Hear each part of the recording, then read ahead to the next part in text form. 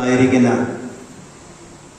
എല്ലാ ദൈവമക്കൾക്കും കർത്താവായ യേശുക്രിസ്തുവിന്റെ നിസ്തുല്യ നാമത്തിലുള്ള സ്നേഹവന്ദനത്തെ ആമുഖമായിട്ട് അറിയിക്കുകയാണ്.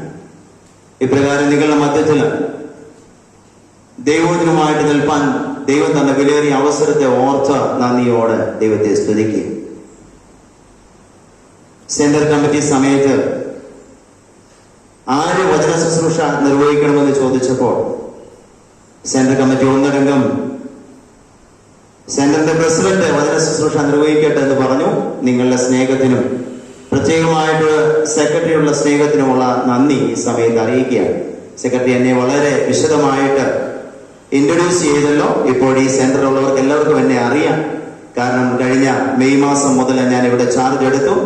അത് മാത്രമല്ല ഈ പന്നിയാലി ഇടവക അതിന്റെ ഇടവക കൂടിയാണല്ലോ. അതുകൊണ്ട് നിങ്ങളുടെ മധ്യത്തിൽ ആയിരിക്കാൻ ദൈവം തന്ന വലിയൊരു അവസരത്തെ ഓർത്ത് നന്ദിയോട് ദൈവത്തെ സ്തുതിക്കുകയും ചെയ്യുന്നു. ഇങ്ങനെ ഒരു അവസരം തന്ന എല്ലാവരോടുള്ള നന്ദി ഈ സമയത്ത് അറിയിക്കുകയും ചെയ്യുക. ഞാൻ ഒരു ഉദാഹരണത്തോടുകൂടെ ഇന്നത്തെ ചിന്തയിലേക്ക് കടന്നു വരാമെന്ന് വിചാരിക്കുക. ഒരിക്കല് ഒരു രാജാവിന്റെ ഹൃദയം തകരാറിലായി. രാജാവിന്റെ ഹൃദയം തകരാറിലായപ്പോൾ രാജാവ് മന്ത്രിയോട് പറഞ്ഞു, നമ്മുടെ പ്രജകളെയൊക്കെ ഒന്ന് വിളിച്ചിട്ട് അവരോട് ചോദിക്കണം, ആരെങ്കിലും ഹൃദയം തരാൻ തയ്യാറാണ്. മന്ത്രി ഈ വിളംബരം എല്ലാ ദേശങ്ങളിലും അറിയിച്ചിട്ടുണ്ട്. ആ വിളംബരം കേട്ട് ധാരാളം പ്രജകള് രാജകൊട്ടാരത്തിന് മുൻപിൽ എത്തി. രാജകൊട്ടാരത്തിന് മുൻപിലെത്തിയ പ്രജകളോട് മന്ത്രി പറഞ്ഞു, നമ്മുടെ രാജാവിന്റെ ഹൃദയം മന്ദഗതിയിലായിരിക്കുകയാണ്. നിങ്ങളിൽ ആരെങ്കിലും ഒരാളെ ഹൃദയം കൊടുക്കണം. അപ്പോൾ ഈ പ്രജകൾ ഒന്നടങ്കം പറഞ്ഞു, ഞങ്ങൾ ഹൃദയം കൊടുക്കാം, രാജാവിന് വേണ്ടി ഞങ്ങൾ ഹൃദയം കൊടുക്കാം. അപ്പോൾ വീണ്ടും മന്ത്രി പറഞ്ഞു, നിങ്ങൾ എല്ലാവരും കൊടുക്കണ്ട, ഒരാൾ കൊടുത്താൽ മതി. അപ്പോഴും ഈ പ്രജകൾ പറഞ്ഞു, ഞങ്ങൾ രാജാവിന് ഹൃദയം കൊടുക്കാം. അപ്പോൾ മന്ത്രി പറഞ്ഞു, എന്നാൽ ഒരു കാര്യം ചെയ്യാൻ, ഞാൻ ഇവിടെ വന്ന് ഒരു ടവൽ, ഒരു തുവാല ഊതി വിടാം, പറത്തി വിടാം. പറത്തി വിട്ട് ആരുടെ തലയിൽ വീഴുന്നോ അവര് ഹൃദയം കൊടുത്താൽ മതി. മന്ത്രി ആ സദസ്സിൽ നിന്നുകൊണ്ട് തുവാല പറത്തി വിട്ടു. തുവാല അച്ചായന്റെ നേരെ വന്നപ്പോൾ അച്ചായൻ എന്തോ ഇതെന്നറിയാമോ? ശക്തിയോടെ ഊതി. കാരണം അച്ചായന്റെ തലയിൽ വീഴാൻ അച്ചായൻ സമ്മതിച്ചില്ല. ഇത് നേരെ അമ്മാമ്മയുടെ തലയിലേക്ക്. അമ്മാമ്മ ആരാ? മോള്. അമ്മാമ്മ അതിനേക്കാൾ ശക്തിയോട് ഊതി അമ്മാമ്മയുടെ തലയിൽ വീടില്ല. വർഷങ്ങൾ കഴിഞ്ഞു. രാജാവ് മരിച്ചു, മന്ത്രി മരിച്ചു, പരിചാരകനും മരിച്ചു. ഇന്നും തുവാല പറന്നുകൊണ്ടിരിക്കുകയാണ്. ഇതുവരെ തുവാല ആരുടെയും തലയിൽ വീണിട്ടില്ല. ഓമല്ലൂർ സെന്ററായിട്ട് കൂട്ടായ്മകൾ നമ്മൾ നടത്തിക്കൊണ്ടിരിക്കുകയാണ്. ഈ തുവാല വീണിട്ടുണ്ടോ? ധാരാളം സെന്റർ കൂട്ടായ്മകളിൽ ഞാനും നിങ്ങളും പങ്കെടുത്തു കഴിഞ്ഞിരിക്കുന്നു. ഇന്ന് പകൽക്കാലം ദൈവവചനം കേൾക്കുമ്പോൾ ഞാൻ എന്നോട് തന്നെ ചോദിക്കേണ്ട ഒരു ചോദ്യമുണ്ട്. ഈ സെന്റർ കൂട്ടായ്മ കൊണ്ട് എന്റെ ജീവിതത്തിൽ എന്ത് മാറ്റമുണ്ടായി? ഓരോ ഇടവകളും വലിയ ഭാരിച്ച തുക ചെലവാക്കിയ സെന്റർ കൂട്ടായ്മ നടക്കുന്നത്. പക്ഷേ എന്തെങ്കിലും മാറ്റം എന്നിലുണ്ടോ? അതുകൊണ്ട് ഇന്ന് പകൽക്കാലം നമ്മെ തന്നെ ശോധന ചെയ്യുന്ന ഒരു പകൽക്കാലമായി തീരുവാൻ ദൈവം മുൻപാകെ നമ്മെ ഏൽപ്പിച്ചു. നമുക്ക് സഭയായി ചിന്തിപ്പാൻ തന്നിരിക്കുന്ന വിഷയത്തിൽ നിന്ന് തന്നെയാണ് ഞാൻ വചന ശുശ്രൂഷ നിർവഹിക്കാനായിട്ട് ആഗ്രഹിക്കുന്നത്. എന്താണ് ചിന്താവിഷയം? നമുക്ക് എല്ലാവർക്കും അറിയാം. Divine plan for our life. നമ്മുടെ ജീവിതത്തിന്റെ ഉദ്ദേശം എന്താണ്, അല്ലെങ്കിൽ ദൈവിക പദ്ധതി എന്താണ് എന്നാണ് ഇന്ന് നാം ചിന്തിക്കാനായിട്ട് പോകുന്നത്. അതിനായിട്ട് ഒരു വാക്യം വായിക്കാം. യിരെമ്യാ പ്രവാചകന്റെ പുസ്തകം 29-ാം അധ്യായം അതിന്റെ 11-ാമത്തെ വാക്യം ആർക്കെങ്കിലും വായിക്കാം. യിരെമ്യാ പ്രവാചകന്റെ പുസ്തകം 29-ാം അധ്യായം അതിന്റെ 11-ാമത്തെ വാക്യം. ഞാൻ നിങ്ങളെ കുറിച്ച് നിരൂപിക്കുന്ന നിരൂപണങ്ങൾ ഇന്നവയെന്ന് ഞാൻ അറിയുന്നു. അവ തിന്മയ്ക്കെല്ലാം നന്മയ്ക്ക് എത്രയുള്ള നിരൂപണങ്ങളെന്ന് യഹോവയുടെ അരുളപ്പാട്. മതി. ഈ വാക്യം നമുക്ക് എല്ലാവർക്കും വളരെ സുപരിചിതമായിരിക്കുന്ന വാക്യമാണ്. ധാരാളം ആവർത്തി ഞാൻ നിങ്ങളും ഈ വാക്യത്തിൽ നിന്ന് മെസ്സേജുകൾ കേട്ടിട്ടുണ്ട്, വായിച്ചിട്ടുണ്ട്. എന്നാൽ ഇന്ന് പകൽക്കാലം ദൈവത്തിന്റെ ആത്മാവ് നമ്മോട് സംസാരിക്കാൻ ആഗ്രഹിക്കുന്ന ഈ വചനത്തിൽ നിന്ന് നമുക്കറിയാം, കർത്താവായ യേശു ക്രിസ്തുവിന് 600 വർഷങ്ങൾക്ക് മുമ്പ് നെബൂഖദ്നേസർ അന്ന് യഹൂദയിലേക്ക് കടന്നു വന്ന് അനേക കരകൗശല പണിക്കാരെയും അധ്യാപകരെയും സംഗീതജ്ഞരെയും മത നേതൃത്വത്തിൽ ഇരിക്കുന്നവരെയൊക്കെ പിടിച്ചുകൊണ്ടുപോയി. അങ്ങനെ അവരെ ബാബേൽ പ്രവാസത്തിലായിരിക്കുമ്പോൾ ഈ യഹൂദജനം വളരെ നിരാശയോട്, ഭാരപ്പെട്ട വേദനയോട്, ആശകളൊക്കെ അസ്തമിച്ച ഒരു സാഹചര്യത്തിലായിരിക്കുമ്പോൾ ചില കള്ളപ്രവാചകന്മാർ വന്നു പറഞ്ഞു, നിങ്ങളുടെ പ്രവാസം മാറും, നിങ്ങൾ പെട്ടെന്ന് പോകും എന്നൊക്കെ അവരെ പ്രോത്സാഹിപ്പിക്കാൻ തുടങ്ങി. കേട്ടോ, ഈ പ്രോത്സാഹനങ്ങളൊക്കെ കേട്ടിട്ടും അല്ലെങ്കിൽ ഈ പ്രതീക്ഷകളൊക്കെ അവർക്ക് കിട്ടിയിട്ടും അവരുടെ മനസ്സൊരിക്കലും സന്തോഷിപ്പാനിടയായി. അവർ വളരെ ഡിപ്രസ്ഡ് ആയി, അവർ ഹെൽപ്ലെസ് ആയി, അവർ ഹോപ്പ്ലെസ് ആയി കഴിയുമ്പോൾ ദൈവത്തിന്റെ ആത്മാവ്, ദൈവം വ്യക്തമായി പ്രവാചകനിൽ കൂടെ സംസാരിക്കുന്ന ഭാഗമാണ് നമ്മൾ വായിച്ചത്. 4 അഡ്വൈസാണ് കൊടുക്കുന്നത്. പ്രവാസത്തിലായിരിക്കുന്ന, ലോക്ക്ഡൌണിലായിരിക്കുന്ന യഹൂദ ജനത്തിന് ദൈവം നൽകുന്നതായിട്ടുള്ള 4 അഡ്വൈസുകൾ.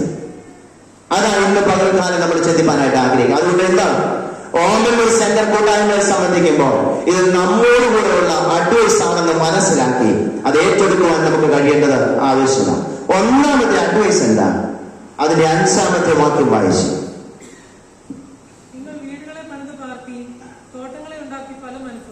മതി. ഒന്നാമത്തെ അഡ്വൈസ്, ബി സ്ട്രോങ്. ധൈര്യമായിരിക്കുക. Don't despair. നിരാശപ്പെടേണ്ട ആവശ്യമൊന്നുമില്ല. നിങ്ങൾ ധൈര്യമായിരിക്കുക. ഞാൻ ചോദിക്കട്ടെ, എപ്പോഴാണ് നിരാശ ഉണ്ടാകുന്നത്? ദൈവമക്കൾക്ക് നിരാശ ഉണ്ടാകാറുണ്ടോ? എപ്പോഴാണ് നിരാശ ഉണ്ടാകുന്നതെന്ന് ചോദിച്ചാൽ, നാം ആഗ്രഹിച്ചതുപോലെ കാര്യങ്ങൾ നടക്കാതെ വരുമ്പോൾ, നമ്മുടെ പ്രതീക്ഷയ്ക്ക് വിപരീതമായത് സംഭവിക്കുമ്പോൾ നമ്മുടെ ഉള്ളിൽ നിരാശ ഉണ്ടാകാറുണ്ട്. എന്നാൽ ഇന്ന് യഹൂദ ജനത്തോടെ പറയുകയാണ്, യഹൂദ ജനനെ, നിങ്ങൾ നിരാശപ്പെടേണ്ട. നിങ്ങൾ എന്തോ ചെയ്താൽ മതി? നിങ്ങൾ വീടുകളെ പണിത് പാർപ്പീൻ, തോട്ടങ്ങളെ ഉണ്ടാക്കി ഫലം അനുഭവിപ്പീൻ. എന്ന് പറഞ്ഞാൽ എന്താ? ജീവിത സാഹചര്യങ്ങളെ നോക്കി അല്ലെങ്കിൽ ചുറ്റുപാടുകളെ നോക്കി നിങ്ങൾ ഭാരപ്പെടാനായിട്ടല്ല, സാധ്യത കണ്ടെത്തി മുന്നോട്ട് പോകാനായിട്ട് ദൈവത്തിന്റെ ആത്മാവ് നമ്മെ ഓർമ്മിപ്പിക്കുക. ജീവിത സാഹചര്യങ്ങൾ നമുക്ക് പ്രതികൂലമായിരിക്കാം, ചുറ്റുപാടുകൾ നമുക്ക് പ്രതികൂലമായിരിക്കാം, എല്ലാം നെഗറ്റീവ് എന്ന് തോന്നാം. എന്നാൽ അനുകൂലമാക്കുന്ന ഒരു കർത്താവ് ഉള്ളിടത്തോളം നിങ്ങൾ ഭാരപ്പെടേണ്ട, നിരാശപ്പെടേണ്ട. നിങ്ങളെ നടത്തുവാൻ അവിടുന്ന് വിശ്വസ്തനായിരിക്കുന്ന ദൈവമാണ്. അതുകൊണ്ട് സെന്റർ കൂട്ടായ്മയിൽ സംബന്ധിക്കുന്ന പ്രിയപ്പെട്ടവരെ, ആരെങ്കിലും നിരാശയുടെ നടുവിലായിരിക്കുന്നുവെങ്കിൽ, എന്റെ ജീവിതത്തിൽ ഒരു ഉയർച്ചയും കാണുന്നില്ലല്ലോ, എന്റെ ജീവിതത്തിലെല്ലാം പ്രതികൂലമാണല്ലോ, എനിക്ക് മുന്നോട്ട് പോകാനായിട്ട് കഴിയുന്നില്ലല്ലോ, ഞാൻ എങ്ങനെ അടുത്ത സ്റ്റെപ്പ് മുന്നോട്ട് വെക്കുമെന്ന് ചിന്തിച്ച് ഭാരപ്പെട്ടുകൊണ്ടായിരിക്കുന്നുവെങ്കിൽ ഇന്ന് പകൽക്കാലം ദൈവത്തിന്റെ ആത്മാവ് നിങ്ങളോട് സംസാരിക്കുക. Don't despair. നിരാശപ്പെടേണ്ട. വിളിച്ച ദൈവം വിശ്വസ്തന, അവൻ നിങ്ങളുടെ കൂടെ ഉണ്ടെന്ന് മനസ്സിലാക്കി മുന്നോട്ട് പോകാനായിട്ട് സാധിക്കും. അതാ ദൈവത്തിന്റെ ആത്മാവ് നമ്മോട് പറയുകയാണ്. പ്രവാസത്തിലായിരിക്കുന്ന സമയം നമുക്കറിയാം. 137 സങ്കീർത്തനത്തിന് വ്യക്തമായിട്ട് സങ്കീർത്തനക്കാരൻ ആ സാഹചര്യങ്ങളെ വിവരിക്കുന്നത് കാണാനായിട്ട് സാധിക്കും. എന്താ? പാലസ്തീൻ നാടുകളിലെ ജലസേചന മാർഗത്തിൽ ഏർപ്പെട്ടിരിക്കുന്നതായിട്ടുള്ള യഹൂദ ജനം വളരെ ചൂടിന്റെ കാഠിന്യമുണ്ട്, ഭക്ഷണം ശരിയായിട്ട് ലഭിക്കുന്നില്ല, സാഹചര്യങ്ങളൊക്കെ മോശമാണ്. അങ്ങനെ ഇരിക്കുമ്പോൾ ഇടയ്ക്കിടയ്ക്ക് ഇവരെ പ്രവാസത്തിലേക്ക് കൊണ്ടുപോയതായിട്ടുള്ള വ്യക്തികൾ വന്ന് പറയും, നിങ്ങൾ ആ സിയോൻ ഗീതം ഒന്ന് പാട്, ഞങ്ങളൊന്ന് കേൾക്കട്ടെ. ഓർത്തോണം, ചൂട് കഠിനം, ശരിയായ ഭക്ഷണമില്ല, സാഹചര്യം വളരെ മോശമാണ്. എങ്ങനെയാണ് അവർക്ക് സിയോൻ ഗീതം പാടാൻ സാധിക്കുന്നത്? അവർ പറഞ്ഞ മറുപടി എന്താ? ഞങ്ങൾ അന്യദേശത്ത് സിയോൻ ഗീതം ഒരിക്കലും പാടത്തില്ല, ഞങ്ങൾ അന്യദേശത്ത് പാടത്തില്ല. എന്താ? നിങ്ങളൊരു കാര്യം ചെയ്യാൻ, നിങ്ങൾ ആ അലരി വൃക്ഷങ്ങളെ തൂക്കിയിട്ടിരിക്കുന്ന കിന്നരത്തോടൊന്ന് വായിച്ചേ. ഞങ്ങളൊന്ന് കേൾക്കട്ടെ. അതിന്റെ മറുപടി എന്നാണെന്നറിയാമോ? ഇനി ഞങ്ങൾ ആ കിന്നരം വായിച്ചാൽ ഞങ്ങളുടെ വലങ്കൈ അറ്റുപോകട്ടെ. വലങ്കൈ അറ്റുപോയാൽ പിന്നെ വായിക്കാൻ പറ്റത്തില്ലല്ലോ. പിന്നെ പറയുക ഞങ്ങളുടെ നാവ് അണ്ണാത്തോടെ പറ്റിപ്പോകട്ടെ, പിന്നെ പാടാൻ പറ്റത്തില്ലല്ലോ. അതുകൊണ്ട് ഇങ്ങനെയൊരു സാഹചര്യത്തിൽ ഡിപ്രസ്ഡ് ആയിരിക്കുന്ന ദൈവജനത്തോട് പ്രവാചകൻ പറയുക, നിങ്ങൾ ഭാരപ്പെടണ്ട, നിങ്ങൾ സാധ്യതകൾ കണ്ടെത്തി മുന്നോട്ട് പോയിക്കോ കേട്ടോ. ബി സ്ട്രോങ്, ധൈര്യമായിരുന്നു. ദൈവത്തിന്റെ ആത്മാവ് നമ്മോട് പറയുക, ബി സ്ട്രോങ്, ധൈര്യമായിരിക്കുക, നിരാശയെ മാറ്റ്, പ്രത്യാശയോടുകൂടെ മുന്നോട്ട് പോകാനായിട്ട് സാധിക്കട്ടെ. മരുഭൂമി കണ്ട്, ചെങ്കടൽ കണ്ട്, എരികോ മതിൽ കണ്ട് പകച്ചു നിൽക്കണ്ട. മരുഭൂമി കണ്ട് പകച്ചു നിൽക്കാറുണ്ടോ? ചെങ്കടൽ കണ്ട് പകച്ചു നിൽക്കാറുണ്ടോ? എരികോ മതിൽ കണ്ട് പകച്ചു നിൽക്കാറുണ്ടോ? എന്നാൽ ഇന്ന് പറയുകയാണ്, വഴി കാണിച്ചു തരുന്നവർ നമ്മോട് കൂടെ ഉണ്ട്. വഴി അറിയാതെ നിൽക്കുമ്പോ ഇതാണ് മകനെ, ഇതാണ് മകളെ വഴി എന്ന് പറയുന്ന, വഴിയിൽ കൂടെ നടക്കുന്ന, കൂടെ നടക്കുന്ന, കരം പിടിച്ച് നടക്കുന്ന ഒരു കർത്താവ് നമ്മോട് കൂടെ ഉള്ളപ്പോൾ പിന്നെ എന്തിനാ ഞാനും നിങ്ങൾ ഭാരപ്പെടുന്ന ദൈവ കരങ്ങളിലേക്ക് ഏൽപ്പിച്ചു കൊടുക്കുക.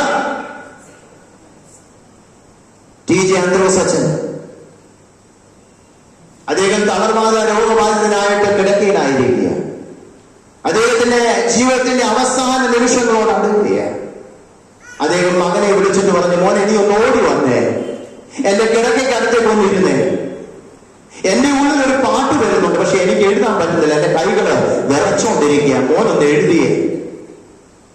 അദ്ദേഹത്തിന്റെ അവസാന നിമിഷങ്ങൾ അദ്ദേഹം എഴുതി, രോഗം എന്നെ പിടിച്ച് ദേഹം ക്ഷയിച്ചാലുമേ വേഗം വരുമെന്നാവൻ ദേഹം പുതുതാക്കിടാൻ. എത്ര പ്രത്യാശയോടെ പറയുന്നേ. തളർവാദ രോഗബാധിതനായി കിടക്കയിൽ കിടന്ന് അവസാന നിമിഷത്തോട് അടുക്കുമ്പോൾ പാടുകയാ, എന്നെ രോഗം പിടിച്ചാലും എനിക്ക് ഭാരമില്ല, എന്റെ കർത്താവ് വേഗം വന്ന് എന്റെ ദേഹം പുതുതാക്കിടും. യേശു എന്ന അടിസ്ഥാനം ആശയ അവനിലത്രേ.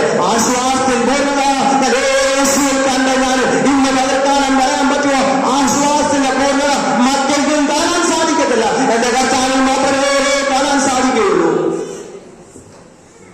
ഇന്ന് പകർത്താനും ഒന്നേൽപ്പിച്ചു കൊടുക്കുമോ? പ്രതികൂലങ്ങൾ ഉണ്ടായിക്കൊള്ളട്ടെ, പ്രയാസങ്ങൾ ഉണ്ടായിക്കൊള്ളട്ടെ, ഭാരങ്ങൾ ഉണ്ടായിക്കൊള്ളട്ടെ, പക്ഷെ ഭാരപ്പെടേണ്ട. നിങ്ങളെ വിളിച്ച, നിങ്ങളെ കരുതുന്ന ഒരു കർത്താവുണ്ട്, അവൻ ഇട്ടേക്ക് പോകത്തില്ല. ഒരിക്കലും വളരെ പ്രയാസത്തിന്റെ നടുവിലായിരിക്കുന്ന തിമോഥെയോസിനോട് പൗലോസ് അപ്പോസ്തലൻ പറയുന്നുണ്ട്, Timothy is to be strong, not in himself, but in the grace that is in Christ Jesus. തിമോഥി, നീ നിന്റെ കഴിവിലല്ല ആശ്രയിക്കേണ്ടത്, നിനക്കുള്ളതിലല്ല ആശ്രയിക്കണം. നീ യൗവനക്കാരനാണ്, നിനക്ക് ആശ്രയിക്കാനും നിനക്ക് ചാടുവാനും ഒക്കെ ഒത്തിരി കാര്യങ്ങളാണ്, പക്ഷെ അതൊന്നും വിജയം വരിക്കത്തില്ല. നിനക്ക് ആശ്രയിക്കാൻ ഒരു കാര്യമേ ഉള്ളൂ, ദൈവത്തിന്റെ കൃപയിൽ ശക്തിപ്പെട്ടോണം. പ്രതികൂലങ്ങൾ വരുമ്പോൾ, നീറോ ചക്രവർത്തിയുടെ പീഡനം വേണ്ടി വന്നു കഴിഞ്ഞപ്പോൾ പൗലോസ് അപ്പോസ്തലൻ തിമോഥെയോസിനോട് പറയാ, തിമോഥെയോസേ, യൗവനക്കാരാ, നീ ഒന്നിനെ ആശ്രയിക്കുന്നറിയാമോ? ദൈവത്തിന്റെ കൃപയിൽ ആശ്രയിച്ചോണം. ആ കൃപയിൽ ആശ്രയിച്ച പാവപ്പെടേണ്ട ആവശ്യമൊന്നുമില്ല. ഞാൻ അങ്ങനെ ആശ്രയിച്ചവനാ. പൗലോസ് അപ്പോസ്തലൻ പറയുക, എനിക്ക് പറയാനുള്ളതെല്ലാം കൃപയാലായിരിക്കുന്നുവെന്നാ പറയാനുള്ളത്. ഞാൻ ചോദിക്കട്ടെ, ഇന്ന് ഓമനൂർ സെന്റർ കൂട്ടായ്മയിലായിരിക്കുമ്പോൾ ജൂൺ മാസത്തിന്റെ 29ാമത്തെ ദിനം, 2025 6ാം മാസത്തിന്റെ 29ാമത്തെ ദിനത്തിലായിരിക്കുമ്പോൾ എനിക്കും നിങ്ങൾക്കും പറയാൻ പറ്റും, ഞങ്ങൾ ഇന്ന് ജീവനോടെ വന്ന് ഈ ചേർന്നിരിക്കുന്ന ദൈവത്തിന്റെ കൃപയാണ്. ആ കൃപയാലായിരിക്കുന്നു കേട്ടോ. പൗലോസ് അപ്പോസ്തലൻ ഒരിക്കൽ കൂടെ ഓർമ്മിപ്പിക്കുന്നുണ്ട്, തിമോഥെയോസേ, ഇതുപോലെ വലിയൊരു പ്രയാസത്തിന്റെ നടുവിൽ കൂടെ ഞാനും കടന്നുപോയി. പലവട്ടം ഞാൻ അപേക്ഷിച്ചതാ എന്റെ ജീവിതത്തിലെ ശൂലം ഒന്നും മാറണമെന്ന്. എന്താ മറുപടി എന്നറിയാം? My grace is sufficient for you. എന്റെ കൃപ നിനക്ക് മതി. ചില സമയങ്ങളിൽ നമ്മൾ പ്രാർത്ഥിക്കുമ്പോൾ നമ്മോട് പറയും, മോനെ, എന്റെ കൃപ നിനക്ക് മതി. ഈ ശൂലമുള്ളത് നല്ലതാ. എന്തിനാണ് ചോദിച്ചാൽ, നീ എന്നോട് ചേർന്ന് നിൽക്കുമല്ലോ, നീ എന്നെ ഒന്ന് മുറുകെ പിടിക്കുമല്ലോ. ഈ ശൂലമില്ലായിരുന്നെങ്കിൽ നീ എന്നെ മുറുകെ പിടിക്കത്തില്ല. അതുകൊണ്ട് നീ എന്നെ മുറുകെ പിടിക്കാനായിട്ട് ഈ ശൂലമുള്ളത്. അതുകൊണ്ടാണ് പൗലോസ് അപ്പോസ്തലൻ ഫിലിപ്പിയരെ വിളിക്കുമ്പോൾ പറയാ, 4-ാം അധ്യായത്തിന്റെ 13ാമത്തെ വാക്യത്തിൽ, എന്നെ ശക്തനാക്കുന്നവൻ മുഖാന്തരം. ശൂലം എന്റെ ജീവിതത്തിൽ ഉണ്ടെങ്കിൽ എന്നെ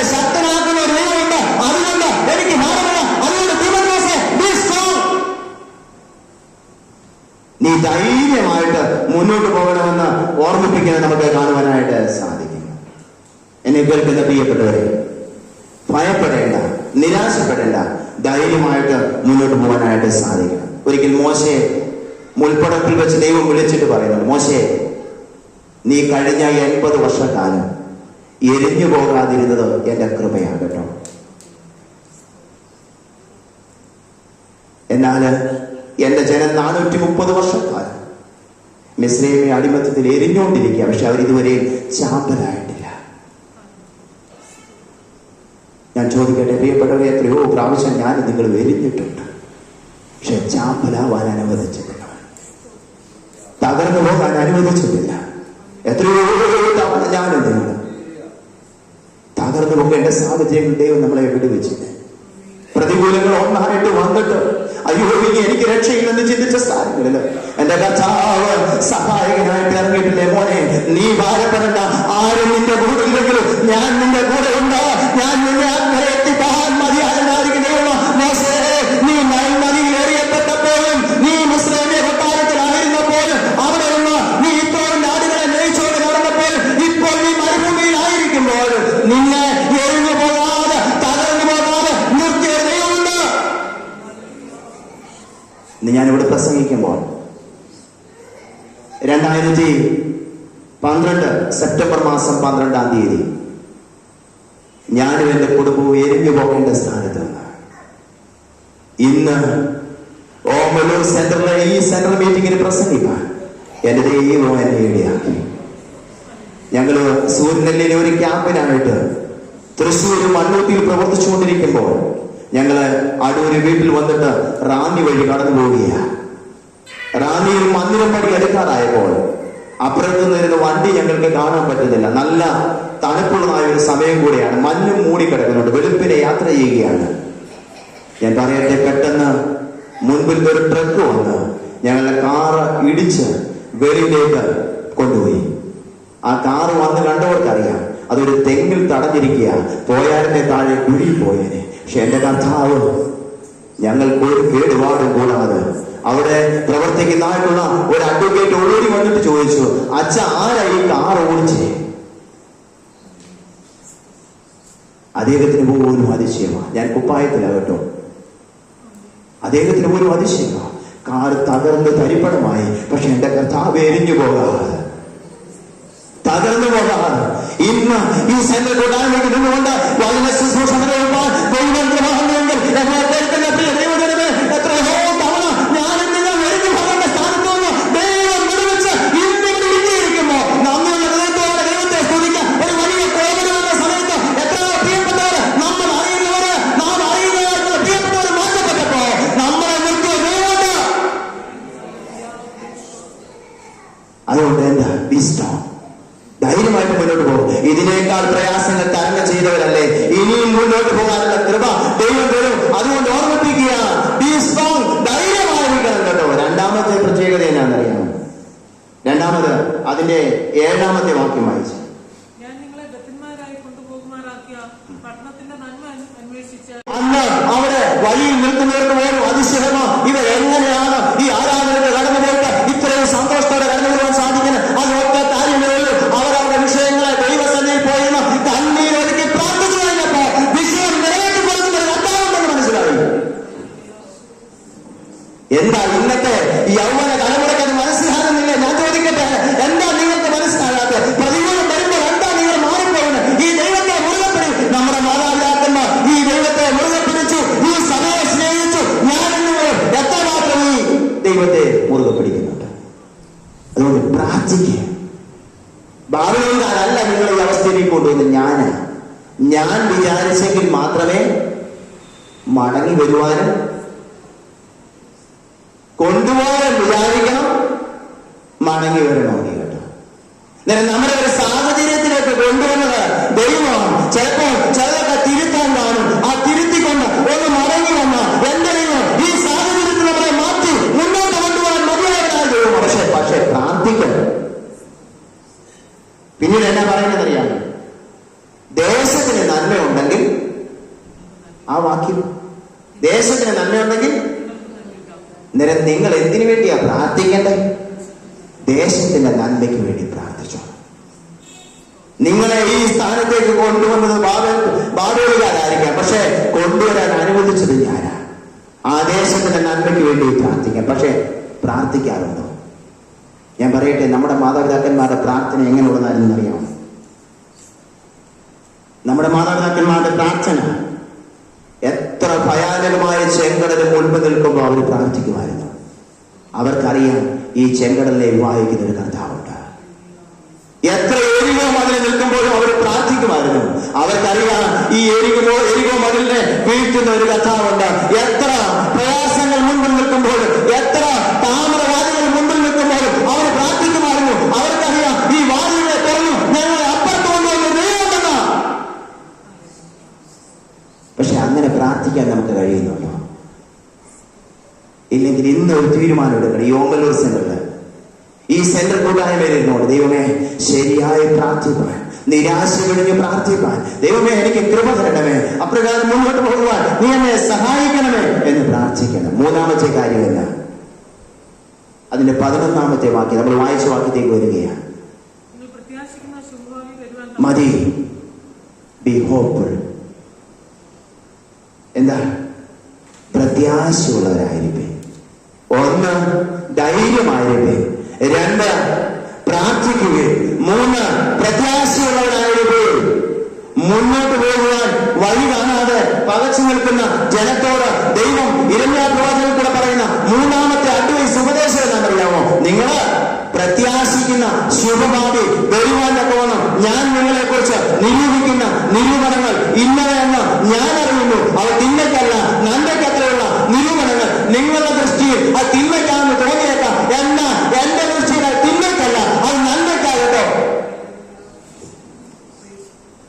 അല്ലെ? ചില പ്രയാസങ്ങൾ വിചാരിക്കും, വരുമ്പോ പറയും, ഓ എന്റെ ജീവിതത്തിൽ മാത്രമേ ഉള്ളൂ ഈ കഷ്ടത.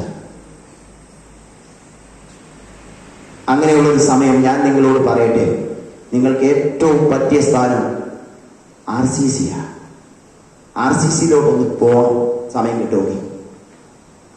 ഞങ്ങൾ തിരുവനന്തപുരത്ത് പ്രവർത്തിച്ചോളൂ, ഞങ്ങൾക്കറിയാം. അവിടെ ഒരു കൊച്ചു പൈതൽ, ഞാൻ നിങ്ങളോട് പറഞ്ഞാണെന്നറിയത്തില്ല, ഒരു കൊച്ചു പൈതൽ തല കെട്ടിവെച്ചിരിക്കുകയാണ് കേട്ടോ. ഞങ്ങൾ പോയി പ്രാർത്ഥിക്കാൻ പോയിട്ട് ഞങ്ങൾക്ക് പ്രാർത്ഥിക്കുവാൻ കഴിയാത്ത നിലയിലായി. ഈ കൊച്ചു പൈതൽ തല കെട്ടിവെച്ചിരിക്കുമ്പോൾ സ്തോത്രം സ്തോത്രം സ്തോത്രം പറയുക. ക്യാൻസറാ. എവിടെ ക്യാൻസർ അറിയാം? വായിക്കുള്ളിലാ. ഈ കെട്ടഴിച്ച പുഴുക്കൾ വീഴുന്ന പോലെ പുഴു താഴേക്ക് വീഴും. കാരണം എല്ലാം പുഴുക്കൾ നിന്നോണ്ടിരിക്കുക. പക്ഷേ സ്തോത്രം ചെയ്യുക. ഞാൻ ചോദിക്കട്ടെ, നമ്മൾ ആരെങ്കിലും ആ അവസ്ഥയിലായ സ്തോത്രം ചെയ്യുമോ? വിശ്വാസത്തിന്റെ തീവ്രത പറയുന്നവരാണല്ലോ ഞാനും നിങ്ങളും. അതുകൊണ്ടാണ് പറയുന്നത്, നമുക്കൊരു വലിയ പ്രയാസമൊന്നുമില്ല, ചെറിയ ബുദ്ധിമുട്ടുകളൊക്കെ ആയിരിക്കാം. പക്ഷെ ആ റീജിയണൽ ക്യാൻസർ സെന്ററിലേക്ക് ഒന്ന് പോയാൽ, RCCയിലേക്ക് പോയാൽ എത്രയോ പ്രിയപ്പെട്ടവർ പ്രയാസം അനുഭവിക്കുക. ചില മാതാപിതാക്കന്മാർ കുഞ്ഞുങ്ങളെ കൊണ്ടുവന്നിട്ട് ആ സൈഡിൽ ഇരുന്നുകൊണ്ട് കരയുന്നത് കാണാം കേട്ടോ. ഓരോ കീമോയും എടുക്കുമ്പോൾ ആ റേഡിയേഷനിൽ കൂടെ ഒക്കെ കടന്നു പോകുമ്പോൾ ഈ മാതാപിതാക്കന്മാരെ കണ്ണുനീരോടെ പ്രാർത്ഥിക്കുക, എന്റെ കുഞ്ഞിന് ഈ വേദന സഹിക്കാനുള്ള കൃപ കൊടുക്കണമേ. ഞാൻ ചോദിക്കട്ടെ പ്രിയപ്പെട്ടവരെ, നമുക്ക് ആരോഗ്യമുള്ള കുഞ്ഞുങ്ങളെ ദൈവം തന്നിരിക്കുമ്പോ, ദൈവം നമുക്ക് കൃപ തന്നിരിക്കുമ്പോ നന്ദിയുള്ള ഹൃദയത്തോട് ദൈവത്തെ സ്തുതിക്കാൻ സാധിക്കുമോ? എന്റെ ജീവിതത്തിൽ ഏത് പ്രതിസന്ധി വന്നാലും അതിനെ പ്രത്യാശയോടെ ഞാൻ എന്നെ സമർപ്പിക്കുന്നത് പറയാൻ പറ്റുമോ പ്രിയപ്പെട്ടവരെ? അതുകൊണ്ട് ഈ ഓമല്ലൂർ സെന്ററിന്റെ ഈ കൂട്ടായ്മയിൽ ഇരുന്നുകൊണ്ട് പറയണം, ദൈവമേ എന്തു വന്നാലും എനിക്കറിയാം, വഴി കാണാതെ പകച്ചു നിൽക്കുമ്പോൾ എന്നെ കരം പിടിച്ചുകൊണ്ട് അപ്പുറത്തേക്ക് കൊണ്ടുപോകുന്ന ഒരു കർത്താവുണ്ട്. എനിക്ക് ഭാരമില്ല, എനിക്ക് പ്രയാസമില്ല, എനിക്ക് നിരാശയില്ല, എന്നെ ഒരു കാലത്തും കളയില്ല, എന്നെ ലജ്ജിപ്പിക്കാൻ അനുവദിക്കത്തില്ല, എന്നെ വിളിച്ച ദൈവം വിശ്വസ്തന എന്ന് പറഞ്ഞ് ഏൽപ്പിച്ചു കൊടുക്കാനായിട്ട് സാധിക്കുമോ പ്രിയപ്പെട്ടത്? നമ്മളെ കൊണ്ട് സാധിക്കണം. നവജീവോദയം ഡോക്ടർ ജോർജ് സാമുവൽ,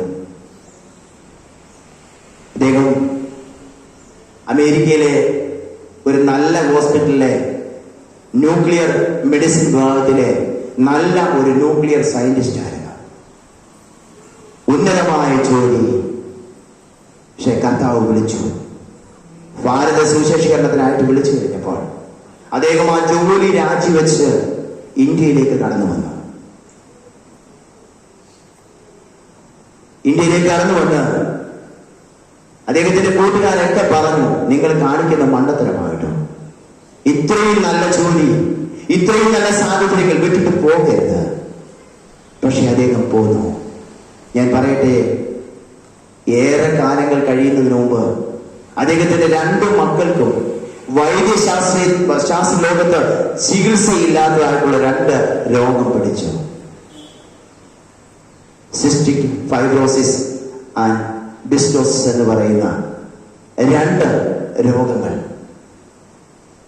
അദ്ദേഹം ആകെ തളർന്നു പോകുമെന്ന് തോന്നിയതായ സമയം അദ്ദേഹത്തിന്റെ കൂട്ടുകാരൊക്കെ വിളിച്ചു, വാ, അമേരിക്കയിൽ ഇതിനുള്ള ചികിത്സയുണ്ട്, വാ, നമുക്ക് അവിടെ ചികിത്സിക്കാം.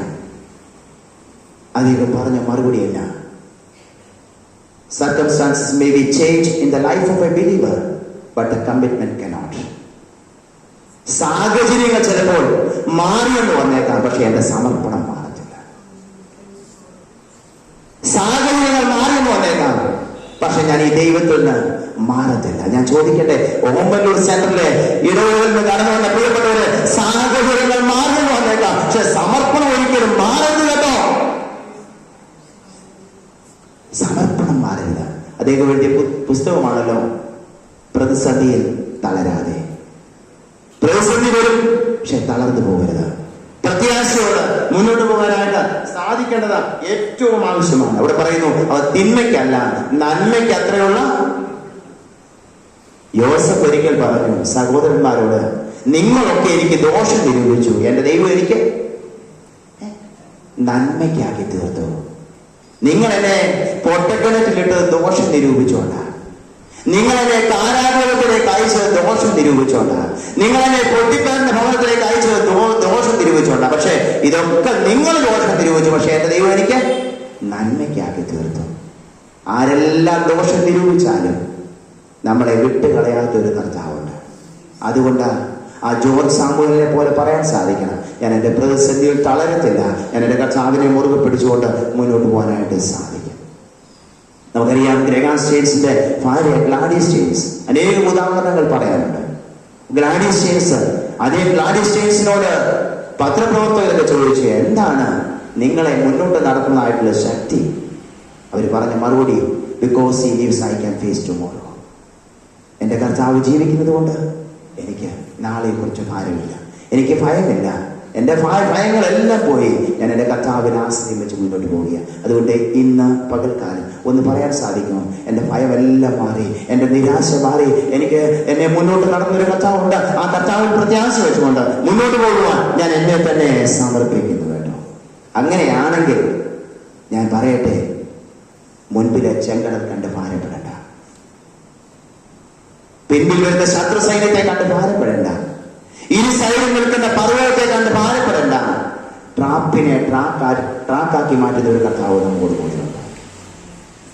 ആ ട്രാപ്പിനെ ട്രാക്കാക്കി മാറ്റുന്ന കർത്താവിന്റെ കരങ്ങളിൽ പിടിച്ചുകൊണ്ട് മുന്നോട്ട് പോകാനായിട്ട് സാധിക്കേണ്ടത് ആവശ്യമാണ്. ഞാൻ ഒരു കാര്യം കൂടെ പറഞ്ഞ് അവസാനിപ്പിക്കുകയാണ്. 4ാമത്തെ അഡ്വൈസ് എന്തായിരുന്നു?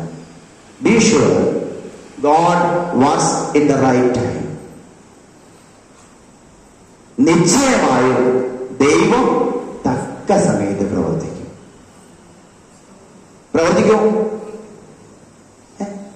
സംശയമുണ്ടോ?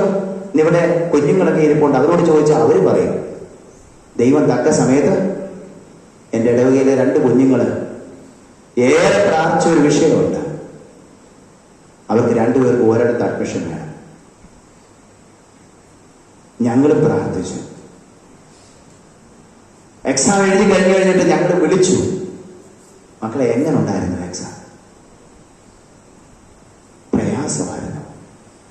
ഞാൻ പറയട്ടെ, റിസൾട്ട് വന്നു കഴിഞ്ഞാൽ അവർ പറഞ്ഞു, ഞങ്ങൾക്ക് സ്വർഗത്തിലെ ദൈവം ഒരുമിച്ച് പഠിക്കാൻ അവസരം. ഞാൻ ചോദിക്കട്ടെ പ്രിയപ്പെട്ടവരെ, ദൈവം നിശ്ചയമായും തക്ക സമയത്ത് പ്രവർത്തിക്കുന്നവരാണ്. അതുകൊണ്ട് ഈ ദൈവത്തെ മുറുകെ പിടിച്ചോണം കേട്ടോ. ആരെങ്കിലും ഒക്കെ പറയുമായിരിക്കും നിങ്ങളുടെ കാര്യം നടക്കത്തില്ലെന്ന്.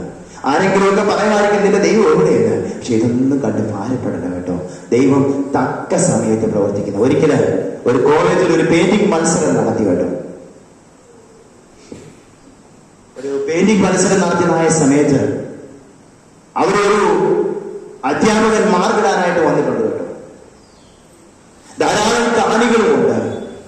പക്ഷെ ഈ കാണികൾക്ക് എന്താ ഇവർ പെയിന്റ് ചെയ്യുന്നതെന്ന് മനസ്സിലാകുന്നില്ല. പക്ഷെ ഈ പെയിന്റ് ചെയ്യുന്നവർക്കൊരു ഉദ്ദേശമുണ്ട് കേട്ടോ. അവർ ഓരോ വർണ്ണങ്ങളും ഇടുമ്പോൾ, ഓരോ ഭാഗങ്ങളിലും ചായം അടിക്കുമ്പോൾ അവർക്കൊരു ലക്ഷ്യമുണ്ട്. അങ്ങനെയാണെങ്കിൽ എന്നെ നിർമ്മിച്ച എന്റെ കർത്താവിന് ഒരു ലക്ഷ്യമുണ്ട്. എന്നെ കുറിച്ച് ഒരു പദ്ധതിയുണ്ട് കേട്ടോ. എന്റെ കർത്താവിന്റെ പദ്ധതി 99% അല്ല, 100% പെർഫെക്റ്റ്. ആ പദ്ധതിക്കായിട്ട് ഏൽപ്പിച്ചു കൊടുക്കാനായിട്ട് സാധിക്കും. എന്റെ ദൈവത്തിന്റെ സമയം നമ്മുടെ സമയമല്ല കേട്ടോ. എന്റെ ദൈവത്തിന്റെ കലണ്ടർ നമ്മുടെ കലണ്ടർ അല്ല. എന്റെ ദൈവത്തിന്റെ വിചാരം നമ്മുടെ വിചാരമല്ല. എന്റെ ദൈവത്തിന്റെ വഴികൾ നമ്മുടെ വഴികളല്ല. നമ്മുടെ കാഴ്ചപ്പാടിനേക്കാൾ ഉന്നതമായ ഒരു കാഴ്ചപ്പാടുള്ള കർത്താവ് ഉയർന്നു വന്നപ്പോൾ ഞാനും നിങ്ങളും എന്തിനാണ് ഭാരപ്പെടുന്നത്? എന്റെ ദൈവം നിശ്ചയമായി പ്രവർത്തിക്കുമെന്ന് മനസ്സിലാക്കി മുന്നോട്ട് പോകാനായിട്ട് സാധിക്കാം. 14-ാമത്തെ വാക്യം ഒന്ന് വായിച്ചു ഞാൻ അത് വായിച്ചുകൊണ്ട് അവസാനിപ്പിക്കും. ഒന്ന്, നിങ്ങൾ എന്നെ കണ്ടെത്തുവാനിടയാക്കും കേട്ടോ. ആർക്കാ? B strong, B prayerful, B hopeful, B sure God works in the right time. ഇങ്ങനെയുള്ള നിശ്ചയമുള്ളവര്, ഇങ്ങനെ ചെയ്യുന്നവർക്ക് 14-ാമത്തെ വാക്യം അനുഗ്രഹമാ. എന്താ വാക്യം എന്നറിയാമോ? നിങ്ങൾ എന്നെ കണ്ടെത്തുവാൻ ഇടയാക്കും, ഞാൻ നിങ്ങളെ ശേഖരിക്കും, ഞാൻ നിങ്ങളുടെ പ്രവാസം മാറ്റും, ഞാൻ നിങ്ങളെ മടക്കി വരുത്തും. ഇത് തന്നെ അവർക്ക് ആവശ്യം കേട്ടോ. പക്ഷെ ഈ 4 കാര്യം ചെയ്യണം. ഈ 4 കാര്യം ചെയ്താൽ, ഈ അഡ്വൈസ്, ഈ ഉപദേശം സ്വീകരിച്ചാൽ നിങ്ങൾക്ക് മുന്നോട്ട് പോകാനായിട്ട് സാധിക്കും. ഞാൻ പറയട്ടെ, അപ്പോസ്തലനായ പൗലോസ് ഫിലിപ്പിയർക്ക് ലേഖനം എഴുതുമ്പോൾ 1-5 വാക്യം പറയുന്നു, നിങ്ങൾ നല്ല പ്രവൃത്തി ആരംഭിച്ചവൻ ആ ദിവസത്തോളം അത് നിവർത്തിപ്പാൻ മതിയായവനായ ദൈവം. അതുകൊണ്ട് ദൈവത്തിൽ പ്രത്യാശ വെച്ചുകൊണ്ട് മുന്നോട്ട് പോകുവാൻ ദൈവം ഉണ്ടാകെ നമ്മെ തന്നെ സമർപ്പിക്കാൻ നമുക്ക് നമ്മുടെ കണ്ണുകളെ അടയ്ക്കാം. അതിനാൽ പ്രിയ ഓമലൂർ സെന്ററിലെ ദൈവജനങ്ങളെ, നാളത്തെ അനുഭവങ്ങൾ എന്താകുമെന്ന് ഓർത്ത് ഭാരപ്പെടേണ്ട, നിരാശപ്പെടേണ്ട. ഇന്നലെ വരെ നടത്തിയവൻ, ഇന്നും നമ്മെ നടത്തിക്കൊണ്ടിരിക്കുന്നവൻ നാളെയും നടത്തുവാൻ മതിയായവൻ. അതുകൊണ്ട് നിരാശരാകാതെ കർത്താവിന്റെ കൃപയും ശക്തി